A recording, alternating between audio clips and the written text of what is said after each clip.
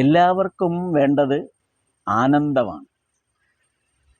ശ്രീരാമകൃഷ്ണ വചനാമൃതത്തിൽ ആനന്ദത്തെ സംബന്ധിച്ചിടത്തോളം ശ്രീരാമകൃഷ്ണദേവൻ ചില കാര്യങ്ങൾ പറയുന്നുണ്ട്.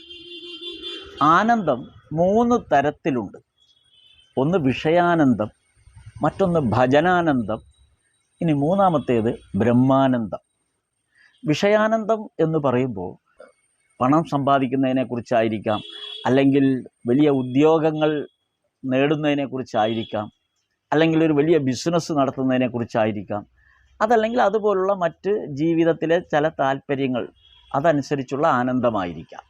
ഇനി ഭജനാനന്ദം എന്ന് പറയുമ്പോൾ ഈശ്വരനാമം ജപിക്കുന്നതിലൂടെ, ആ നാമം ഉരുവിടുന്നതിലൂടെ നമുക്ക് ലഭിക്കുന്ന ആനന്ദം, അത് സംഗീതത്തിലൂടെയാകാം, അല്ലെങ്കിൽ പ്രാർത്ഥനകളിലൂടെയാകാം.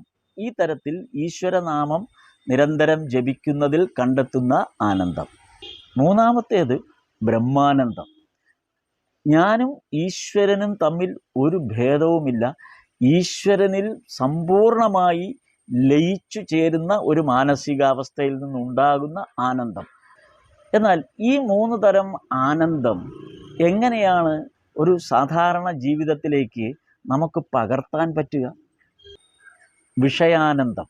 വിഷയാനന്ദം എന്ന് പറയുമ്പോൾ നമ്മൾ ഈ ലോകത്ത് ഇടപെടുന്ന കാര്യങ്ങളെ ഈശ്വരോന്മുഖമായി ചെയ്യുക. നിങ്ങളൊരു ഉദ്യോഗസ്ഥനാണെങ്കിൽ നിങ്ങളുടെ മുമ്പിൽ ഒരു അഭ്യർത്ഥനയുമായി വരുന്ന, അല്ലെങ്കിൽ ഒരു കാര്യത്തിനായി വരുന്ന ഒരാളെ നിങ്ങൾ ഈശ്വരനായി കാണുന്നു. അല്ലെങ്കിൽ നിങ്ങൾ ചെയ്യുന്ന ഏതൊരു തൊഴിലും ഈശ്വരന് വേണ്ടി ചെയ്യുന്നതായി കാണുന്നു. അപ്പോൾ അതിലുണ്ടാകുന്ന പെർഫെക്ഷൻ, അത് നിങ്ങളെ ജീവിതത്തിൽ ഒരുപാട് ഉയർത്തും. ഭജനാനന്ദം, അതും നമ്മുടെ ജീവിതത്തിലെ ജീവിതചര്യയുമായി ബന്ധപ്പെടുത്താവുന്നതാണ്. കാരണം ഞാൻ ഈശ്വരൻ്റെ സേവകനാണ്. എനിക്ക് നൽകിയിട്ടുള്ള ഈ സമ്പത്തും ഉയർച്ചയുമെല്ലാം എൻ്റെ ഈശ്വരൻ എനിക്ക് നൽകിയതാണ്. അതുകൊണ്ട് ഈ കാര്യങ്ങളിലെല്ലാം തന്നെ ഒരു സേവകൻ്റെ ഭാവത്തിലായിരിക്കും ഞാൻ ഇടപെടുക എന്നുള്ള ഒരു മനോഭാവത്തിലേക്ക് നമ്മൾ മാറുമ്പോൾ അത് ഭജനാനന്ദമായി മാറുന്നു.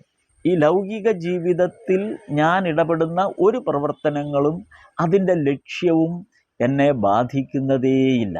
ആ ബ്രഹ്മം ഞാൻ തന്നെയാകുന്നു എന്ന് തോന്നുന്ന ആ ഏകീകൃത ഭാവത്തിലേക്ക് നമ്മൾ എത്തിച്ചേരുന്ന ഒരവസ്ഥ, അത് സൂപ്പർലേറ്റീവ് ഡിഗ്രിയാണ്.